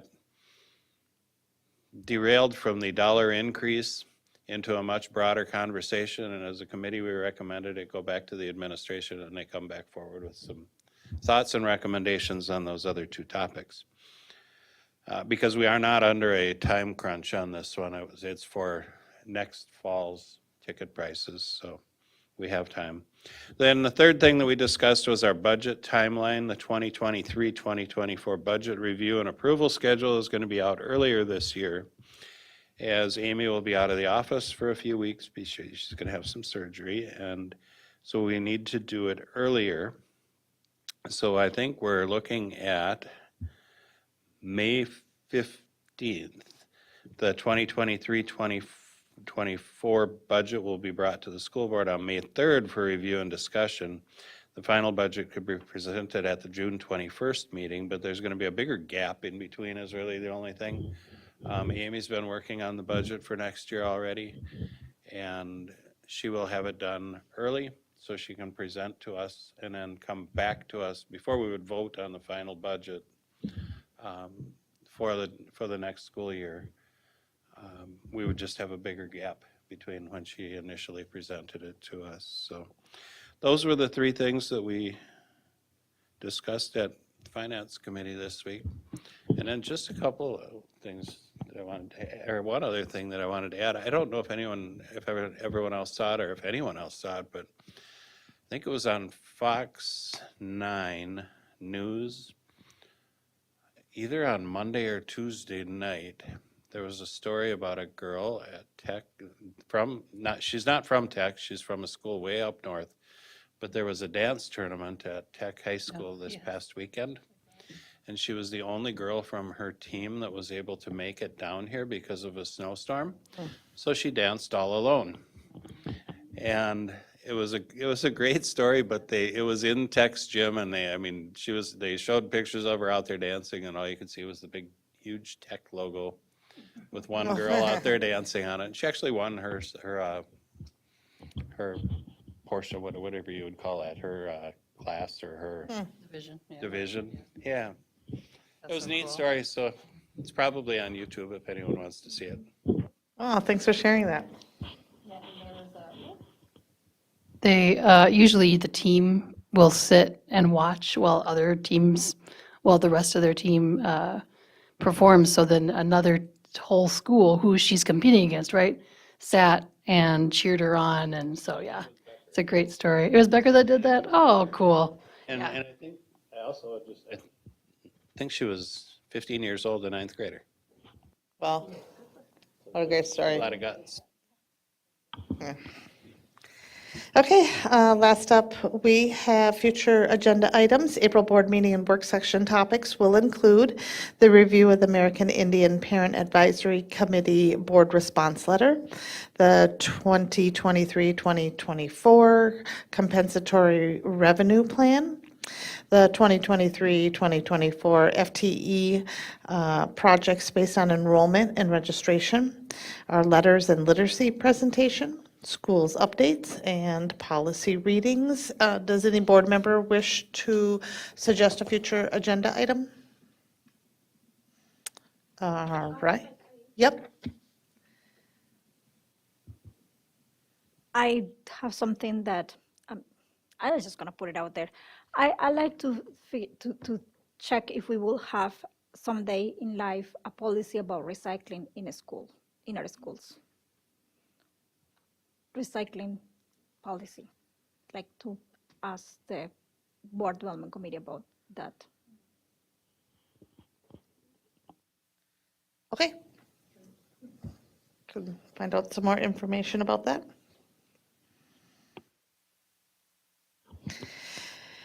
Okay, so meeting is adjourned. It is 8:37 p.m. Have a good night. We'll be back April 5th.